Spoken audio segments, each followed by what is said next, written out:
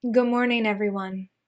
Welcome to the First Unitarian Society of Milwaukee's online worship service. I'm Reverend Jennifer Nordstrom, and I'm honored to serve as the First Unitarian Society of Milwaukee's senior minister. We welcome people of all genders, sexualities, ages, races, ethnicities, histories, and bodies. We welcome your mind, your heart, and your spirit. We welcome all you're bringing with you today and all your heart longs to set down.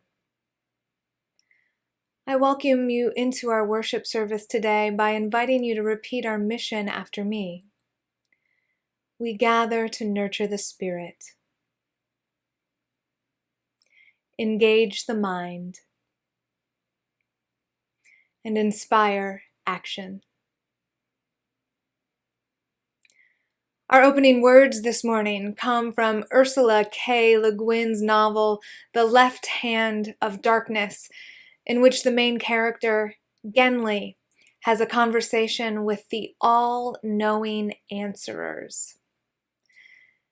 In that conversation, the answerers tell Genli, "We perfected and practice foretelling to exhibit the perfect uselessness of knowing the answer to the wrong question. The unknown, the unforetold, the unproven, that is what life is based upon. Tell me, Genli, what is known? What is sure, predictable, inevitable, the one certain thing that you know concerning your future and mine?" Genli responds to the answerers, "I know that we shall die." And the answerers say, "Yes. There's only one question that can be answered, Genli, and we already know the answer to it. The only thing that makes life possible is permanent, intolerable uncertainty. What makes life possible is not knowing what comes next." Now let's turn to our sanctuary to light the chalice, the symbol of Unitarian Universalism.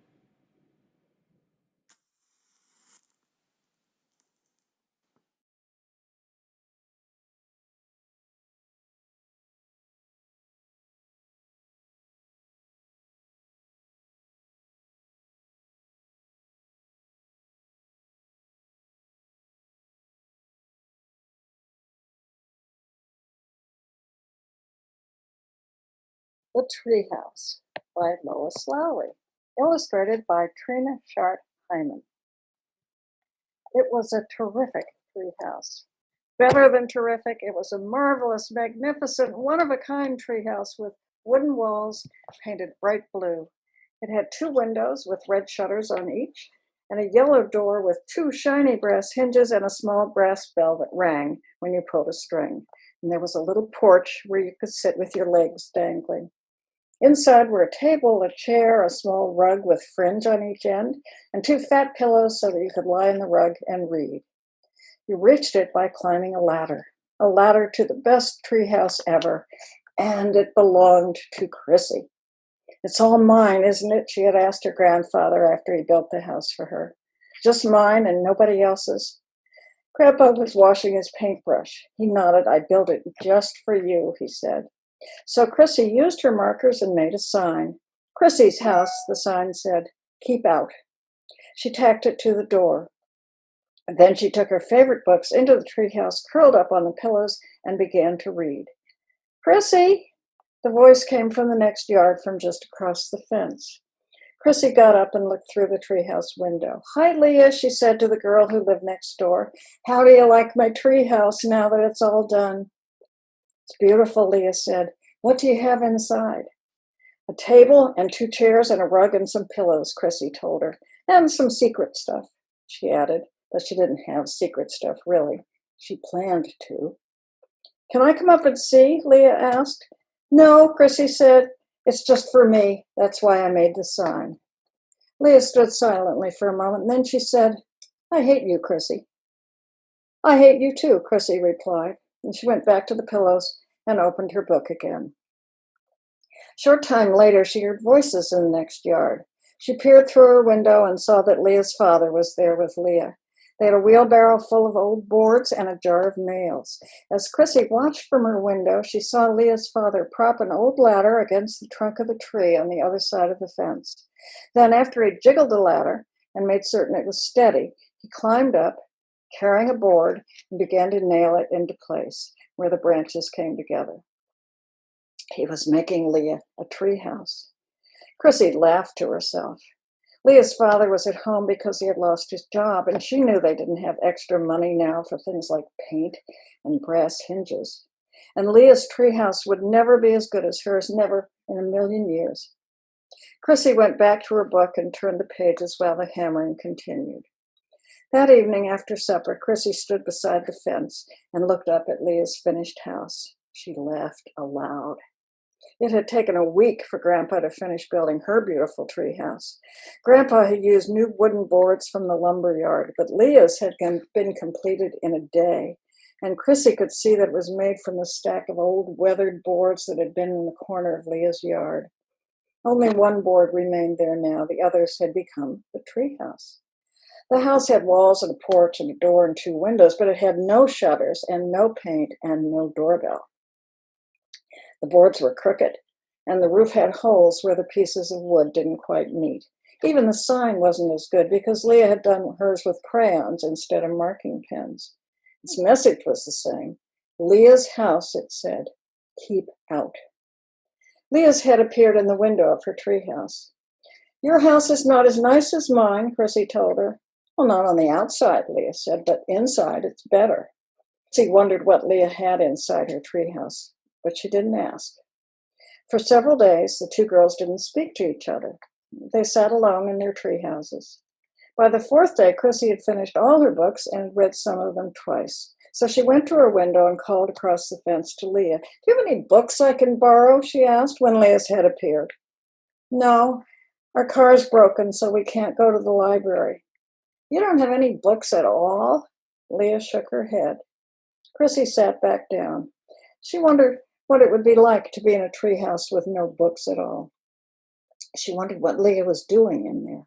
Finally, she called across the fence again. "Would you like to borrow some of mine?" she asked, and Leah said yes. So Chrissy climbed down, stood at the fence, and handed 2 books over to Leah, who had climbed down her ladder too. "I have some bananas," Leah told her. "Do you want one?" Chrissy nodded, and Leah climbed up and returned with a banana to pass across the fence. Back in her own treehouse, Chrissy peeled and ate the banana. Then she called to Leah again. "Do you have a wastebasket in your house? I don't want to mess up my carpeting with a banana peel."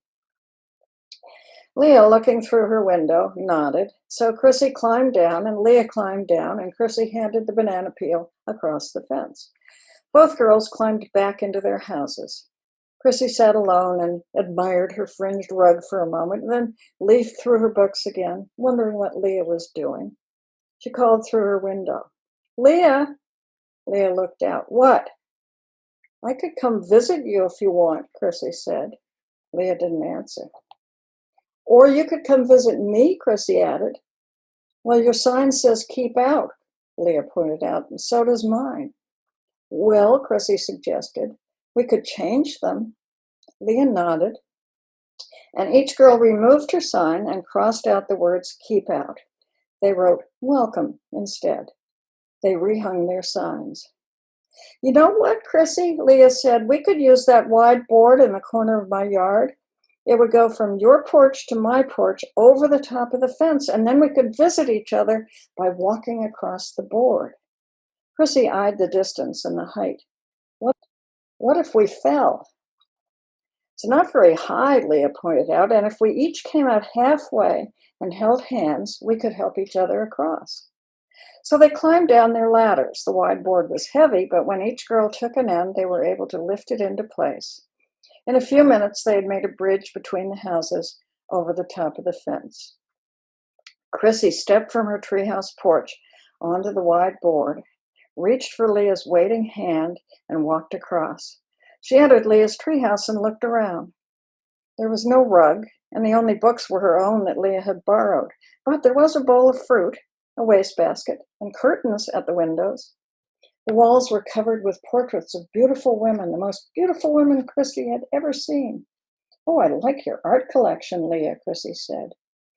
"They're left over from the beauty parlor where my mom works," Leah explained.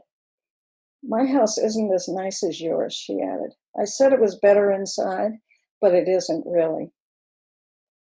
"Well," Chrissy admitted, "I don't really have carpeting, only an old rug. And I don't have curtains or a single picture on my walls." "I could let you have one of my pictures," Leah said. Chrissy said, "My grandpa had paint left over. He could paint the outside of your house so we'd match. I'm afraid we don't have another doorbell, though." "Well, now that my sign says welcome, I don't think I need a doorbell," Leah said. "I don't really hate you, Leah," Chrissy said. "I don't really hate you either," Leah replied. They sat together on Leah's porch and looked around happily. "What do you think is the best part of a treehouse, Chrissy?" Leah asked.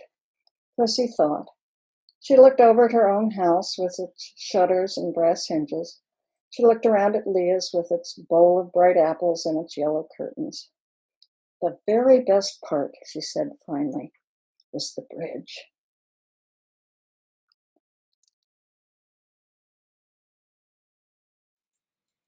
Dear ones, because of the unprecedented times in which we're living, and the ways in which all our lives are being touched by the grief and loss of the global coronavirus pandemic, we're continuing our pandemic practice of lighting the COVID candle for any of our members who have had a loved one die during this period, either from COVID or another cause, as well as to commemorate milestones in the pandemic. If you've had a loved one die from coronavirus or from another cause during this time, and you would like the COVID candle lit for them during Sunday worship, please contact one of the ministers.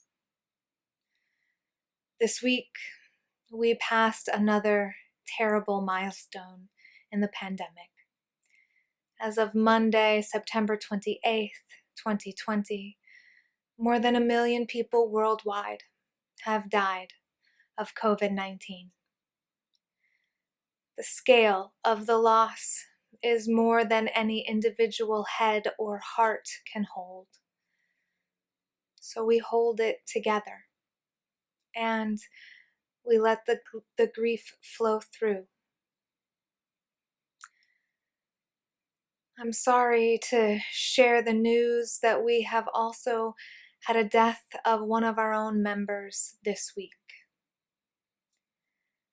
Valerie John Pogue died peacefully on Sunday morning, September 27th, at Lawless Family Hospice in Mequon, with her son and her sister holding her hands. Valerie had endometrial cancer over the last 1.5 years and had very recently entered hospice. Valerie was 72 years old and was a member of our congregation for 14 years. Valerie's family is gathering privately to share memories of her.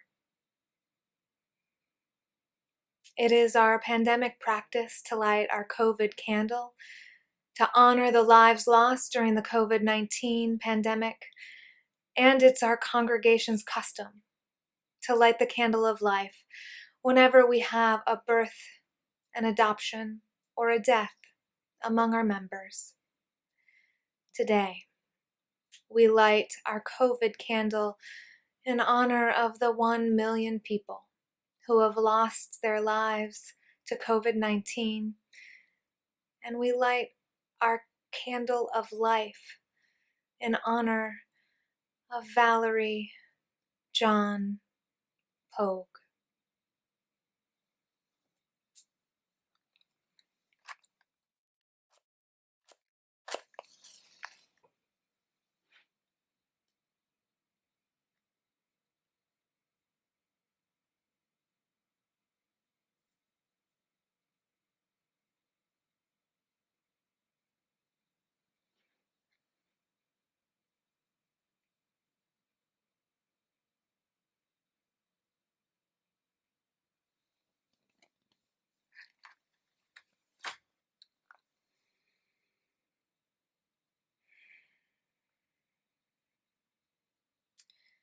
as we enter into a time of meditation, followed by silence, followed by spirit of life. Just take a moment to find yourself where you are, here and now, in your body.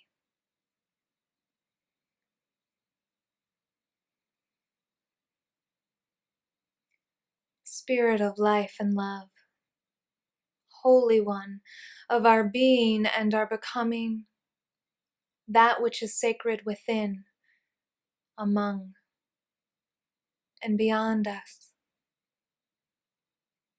Hold us this hour, this day, this week. Hold us in this year of struggle and forgetting, this year of loss and change.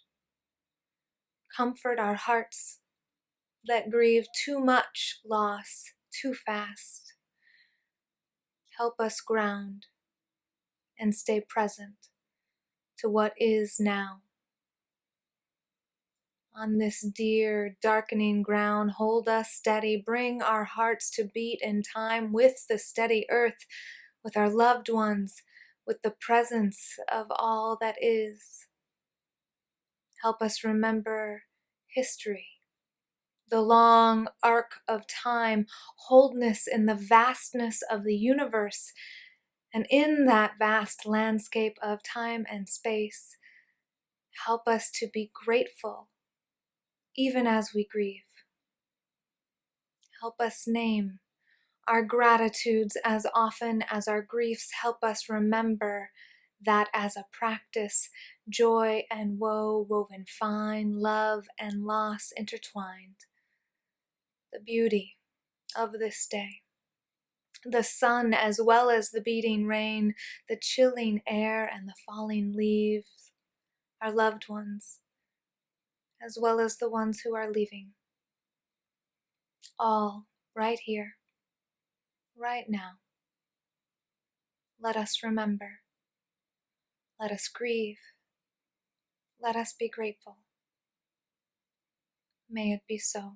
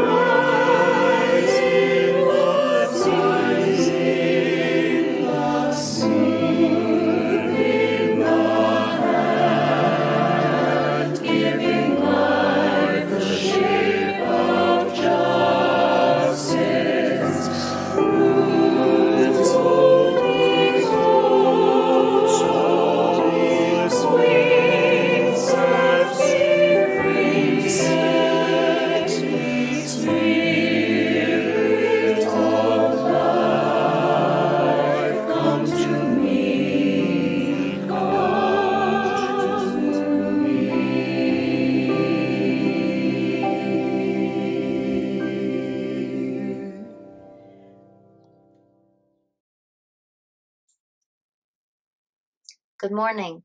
My name is Joby Clark. In the fall of 1996, I exchanged my civilian clothes for a starch-stiff uniform, my leisure time for spit-shine shoes, and walks in the park for 0500 rec runs. I had joined a senior military institute, the Virginia Tech Corps of Cadets, a 1,000 cadet strong corps. My buds and I ate, slept, and drank the military 24 hours a day, 7 days a week, marching towards our respective commissions in the United States military over a 4-year period. 4 years in, and many push-ups later, an opportunity came my way that changed the trajectory of my life. Early in my junior year, I went to a study abroad in Riva San Vitale, Switzerland. Though it meant leaving the comfort of the familiar, I left the rules and regulations I'd relied upon behind, boarded a plane, and flew across the Atlantic to a space and place where I knew absolutely no one. While I was with 35 other Virginia Tech students, all but one were civilian students. I sensed our differences acutely. At first, I focused exclusively on my studies. I would study on the weekdays and travel over the weekends. I learned about Caravaggio's paintings and then visited them firsthand. I examined the events leading up to the Nazi regime and then bore witness to a pile of shoes at Auschwitz, possibly my own ancestors. While all of this was happening, a gradual shift occurred.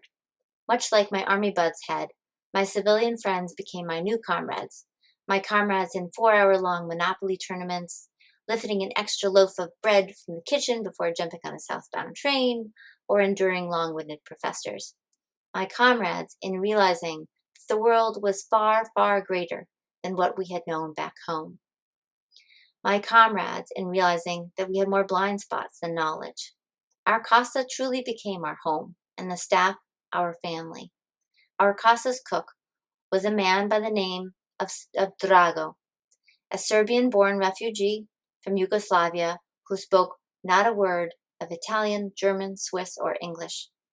Drago would greet me every morning with twinkling eyes and a smile, and he would pat my cheeks and then pat his tummy, encouraging me to eat up. He filled a hole I didn't know I had. Drago and I hailed from different parts of the world, speaking different languages, but communicating all the same. We were different, but our desire to connect was the same. One night solidified this newfound space free of judgment. On March 24th, 1999, the U.S. military began a nighttime air assault on Serbian forces in the former Yugoslavia. Peace talks between the Serbs and the Albanians had broken down. I raced upstairs and sat with tears streaming down my face as I watched the bombing and destruction of nations at war, ravaging a country already torn apart by hatred. I felt as if it was my own country. The contradictions between what I knew in my heart and what I saw on the television screen collided. The world did not revolve around the military or the United States of America, as I had so arrogantly believed. To learn this, I had needed to listen to someone else's story. At the end of that semester, I did indeed return to the U.S. and the barracks, attempting to seamlessly jump back in step with my comrades there. However, I began to experience insomnia, loss of appetite, and an inability to execute the field training exercises I trained for. Symptoms of depression. While my body could pick up where I'd left off, my heart could not. And so, just 2 weeks before my commission in the United States Army, I was medically disqualified from my commission as an ordnance officer. A 5-year endeavor to become an officer changed simply by meeting and listening to a man on the other side of the world.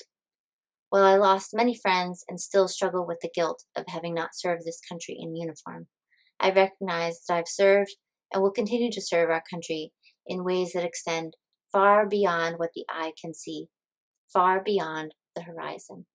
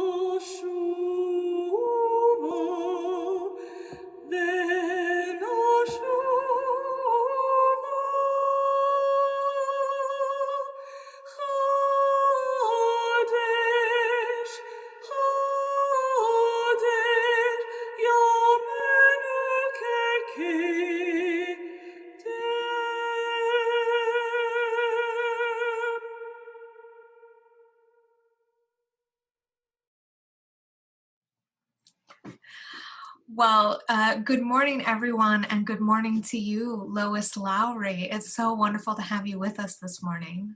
Oh, thank you, Jennifer. Great to be with you. And thank you so much for being our mortar lecturer last night, Saturday night. I know a lot of our members were able to be there last night, but some of them weren't. So it's wonderful to dive right in and explore some of the ideas in your books a little bit more with you. Let's do it. So, I know that our youth group, that they're a group of youth and children at First Church really dove into the Giver Quartet and had a book club over the summer where they read those 4 books together, and that you're going to speak with some of them today, which they're so excited about. But I've been thinking this week about the dystopian nature of those stories.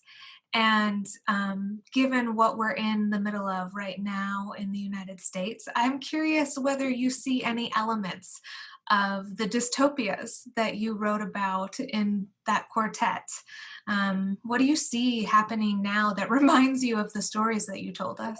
Pick one.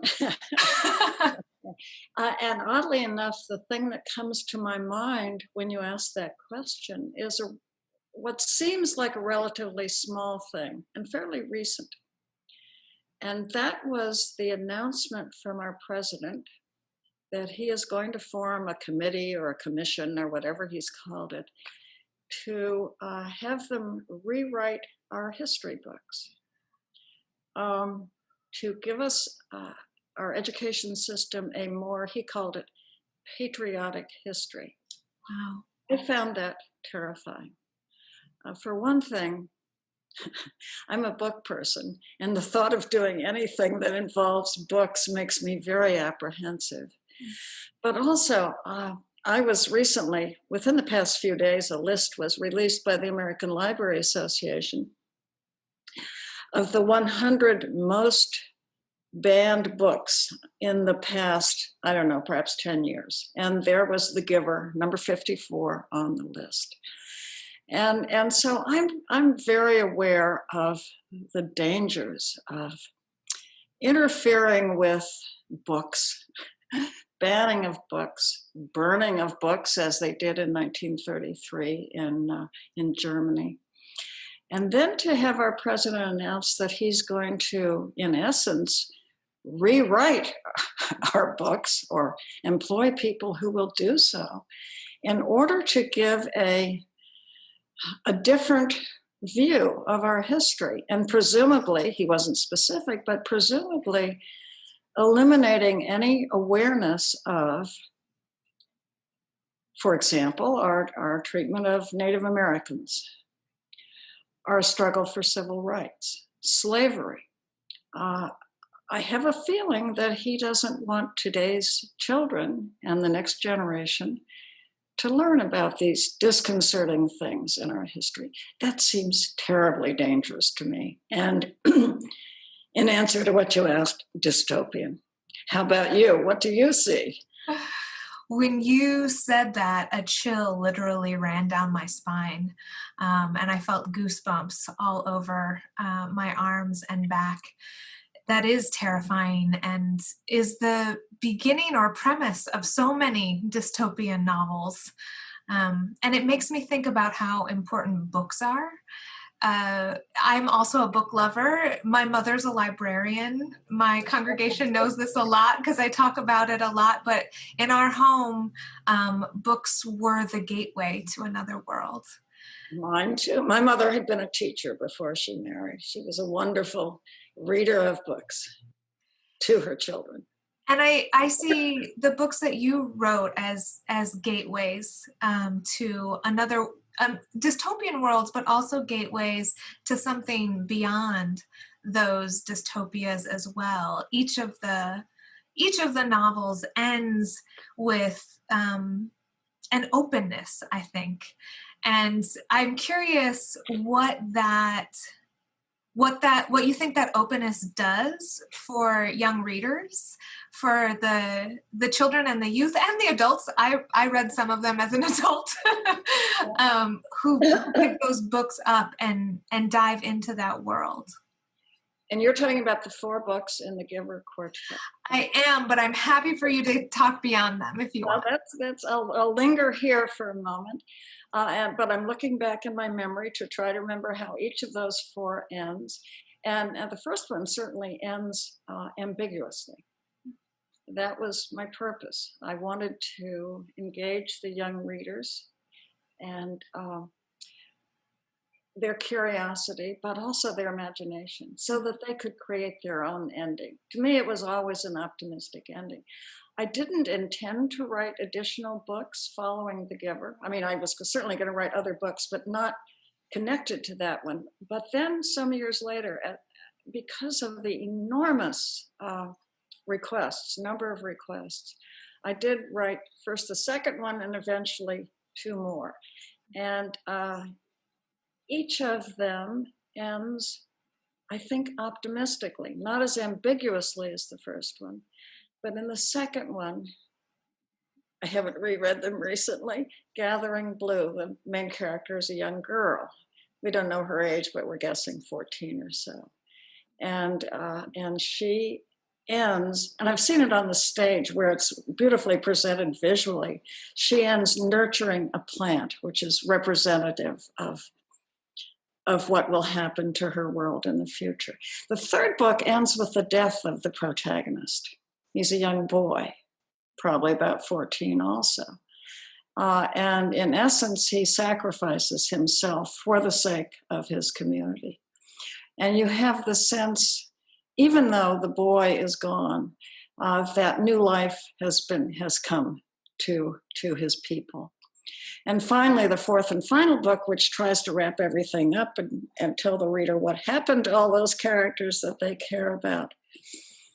It has an odd, quirky ending for this reason. The girl in the book has been searching for 14 years. It's a much longer book than the earlier ones, for her son, the son she had to give up in the beginning after she gave birth to him. And so the final lines of the book, and it's a very complicated book, so I won't describe it all, but in the final lines, she goes to the doorway in the morning and she says, I see the sun. She sees her own son, whom she's lost for 14 years, coming down the path. So the word is ambiguous. She says, I see the sun. The text says S-U-N, but the reader knows she's also saying S-O-N. But here's what became a problem, which I think has no real solution. Translations, because those books are in many languages around the world, and they don't know how to translate that with the same curious ambiguity. I don't worry about that. It is a happy ending, as I think all my books are. Yeah, I'm interested in that ambiguous opening, because I think it reflects a little bit what we're experiencing right now in the world, where there's chaos and upheaval and dystopia, and also there is this ambiguous opening towards hope. The way that hope becomes possible when wild change becomes possible. And I'm curious what you think that ambiguous opening, how it functions for our minds, for our hearts, for our spirits. Well, all of us are looking forward to the world opening up in November, to a kinder, gentler world. Let us hope. And yet, how can I put this? Every day when we get up, there is the unknown stretching in front of us. When we're born, there is the unknown stretching in front, the journey we have to make, and we don't know what's going to happen.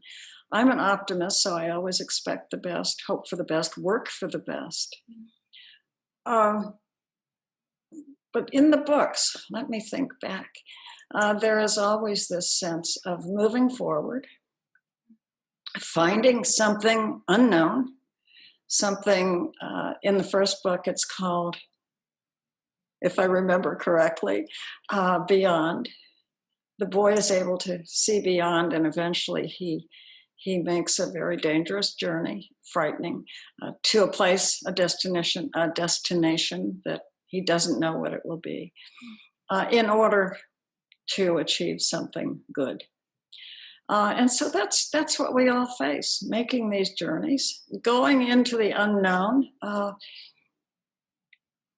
I'm thinking of a story I want to tell you, if you don't mind my taking a minute to do that. This is a memory, and actually I thought of this not in conjunction with you or this talk, but because when I woke up this morning and went to the front door to let my dog out, I live in Maine, I'm speaking to you from Maine, it was wild weather out there, wind and rain, and suddenly it was getting chilly.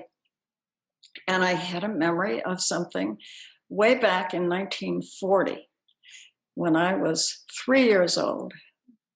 My memory is not so much an actual memory of the event, but my memory of my mother telling me about it. When I was 3 years old, my father's work transferred him to New York, and we moved there from the place I'd always lived, the place where I'd been born, which was Hawaii. And it was winter, and we got on a ship in Honolulu.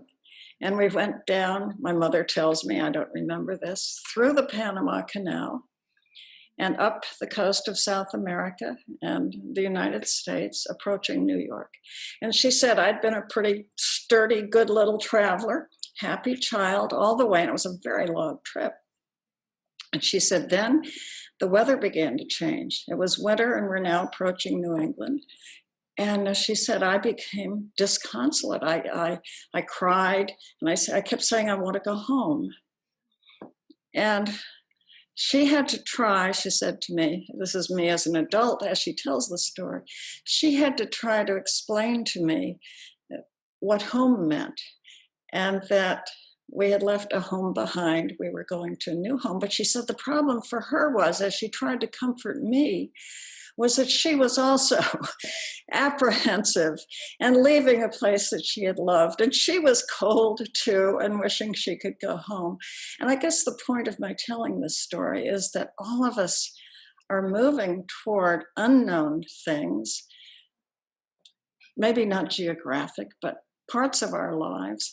And one of the things that's comforting is that we don't do it alone, that we do it in the company of people whom we love and who love us, and find our comfort there. Yes, that theme of making a journey, a frightening, harrowing journey with an unknown outcome, is so consistent in the Giver Quartet in your novels, and also in our lives. I talk with our congregation about developing the spiritual muscle of tolerance for ambiguity, as one of our pieces of work as human beings. I'm thinking about that wonderful phrase, tolerance for ambiguity. I'm thinking about that as a writer and also as a human being. So I'd love to hear you say more about that.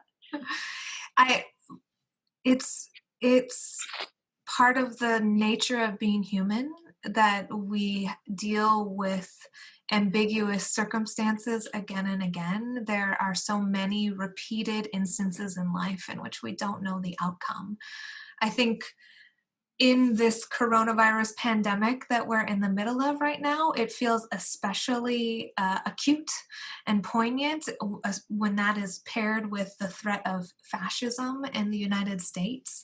That the heightened sense of ambiguity is added on top of our individual and personal journeys. I mean, there are still people who are on a journey with cancer right now. You know, there are still people who are on a journey with infertility. There are still people who are on a journey of not knowing what's going to happen in their vocation. So there's all those personal ambiguities that are part of the nature of being human. And then as a society, we're enmeshed in this larger journey of ambiguity with pretty high risks, pretty high stakes right now. And so I I talk about it as a spiritual muscle because we have to develop it just for being human, just to have the strength to face every day. And like you were saying, the daily practice of getting up and not knowing what the day holds. I mean, every day people get opening the door at a time when we're told not to open too many doors, because it can be dangerous out there. right, right. The tactic, fear is one of the tactics of fascism. To make us afraid of what might come. And yet faith, the work of faith, Unitarian Universalism is a faith, and we're different than many other faiths in terms of not having a set creed or dogma, but we are a faith tradition, and one of the things that we do as a community is practice. And we talk about developing strength through practice, and one of the strengths we develop is the capacity to deal with ambiguity, because being faced with ambiguity, you could choose fear. You could allow fear to dominate, thinking of the worst case scenarios, rather than just inform. It's good to know what the scenarios are so that you can be prepared for a range of things that comes, but to not dwell in them, to rather, as you said, dwell in possibility. Yes, dwell in the positive possibilities, and that we can have a spiritual practice of training our brains to consider positive outcomes and then work towards those positive outcomes, put our energy and our effort into how do we make the world that we're dreaming about? How do we stitch the robe like Kira did that we're dreaming about, or get on that sled towards the unknown, recognizing that fear is reality, but having the strength to be able to face the ambiguity anyway.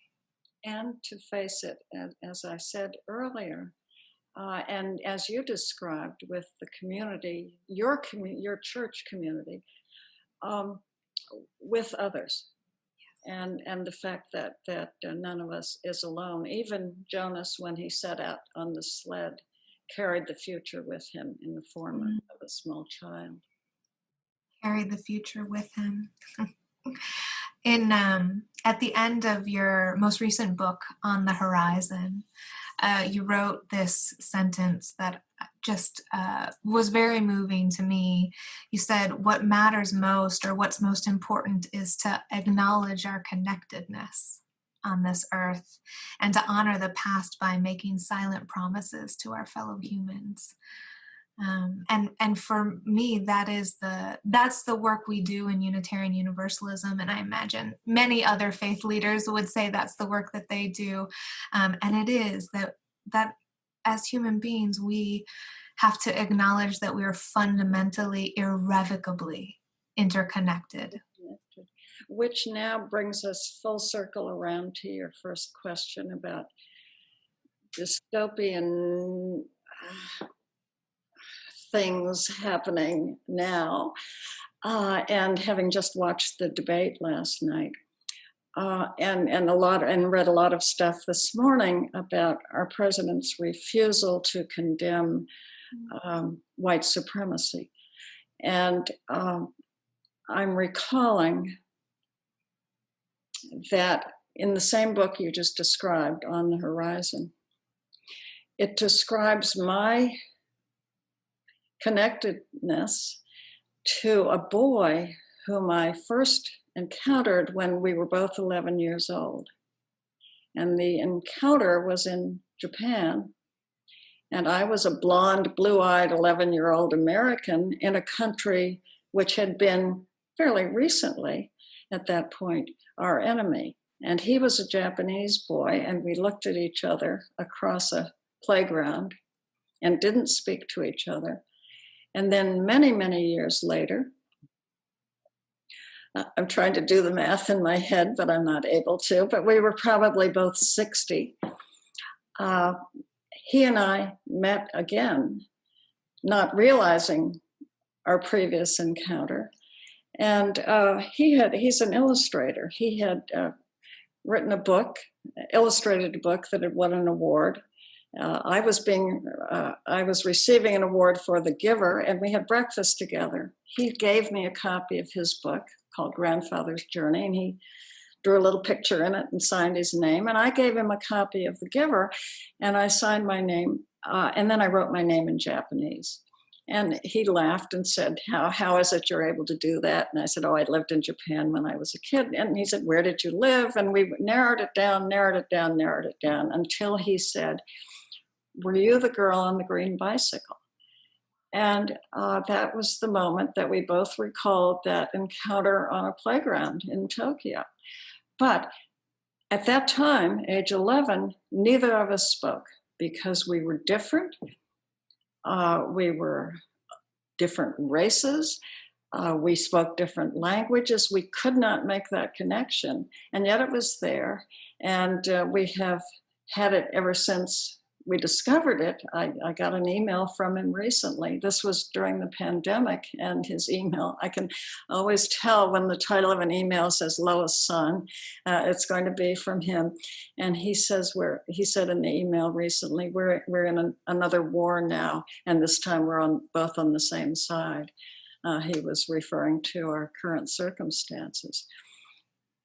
But now I've forgotten where I was going with that lengthy digression, except to say that we have these connections. We don't always become aware of them easily, but they're there, and we should honor them, look for them, value them. What I love about that story, I mean, I got chills listening to that story too. So there's chills twice now. Yes, chills on the good side and the negative side, right? So there's awe and awfulness in the world. But I love the story that you and your friend got a second chance. Mm-hmm. Because the first time you looked at each other across a playground or schoolyard, and you didn't speak, and then you got to meet again when you were both, award-winning book. I mean, an author and a wasn't important, but the second chance is important. I suppose there are a lot of missed opportunities, but aren't we fortunate when now and then something connects that way and the timing is right, as it hadn't been 60 years earlier. Yes, and it shows you the way the world is stitched together through connections again and again, through beauty and opportunity and dwelling in possibility. Well, thank you so much, Lois, for being our mortar lecturer at First Unitarian, and also for being here with us this morning. I know that you'll have an opportunity to speak with our young people a little bit later today, and they're so looking forward to it. Looking forward to that, too. And it's been lovely to talk to you. I wish we had more time. Me too. Thank you so much. Okay. Thank you.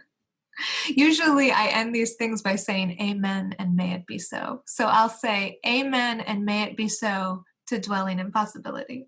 I'll echo that.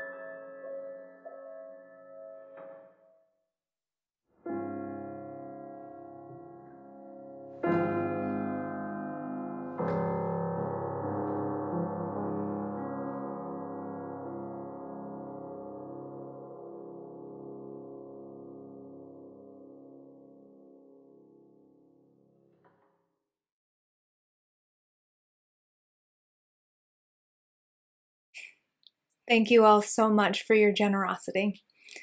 Pledges are the core of our church's spiritual practice of generosity. We're also grateful for additional gifts to support our ministry and thank the folks out there who are appreciating this online ministry and supporting it by texting 73256 with the message give to you, or who are giving on our website. We also share the plate with an organization each month. In October, Voces de la Frontera is our Share the Plate recipient. Serving Southeast Wisconsin's immigrant community since 1998, Voces de la Frontera's mission is to protect and expand civil rights and workers' rights through leadership development, community organizing, and empowerment. You can give to them by going to their website at vdlf.org and clicking the donate button. You can see all of these options and they will live on in the YouTube comment section of this video after worship is over. So thank you so much for giving right now or when you come back later. Your support keeps us and our community partners going. Our closing words this morning are from Rebecca Solnit's book, Hope in the Dark. Solnit writes, hope locates itself in the premises that we don't know what will happen, and that in the spaciousness of uncertainty is the room to act. When you recognize uncertainty, you recognize that you may be able to influence the outcomes, you alone, or you in concert with a few dozen, or with several million others. Hope is an embrace of the unknown and the unknowable, an alternative to the certainty both of optimists and of pessimists. Optimists think it will all be fine without our involvement. Pessimists adopt the opposite position. Both excuse themselves from acting.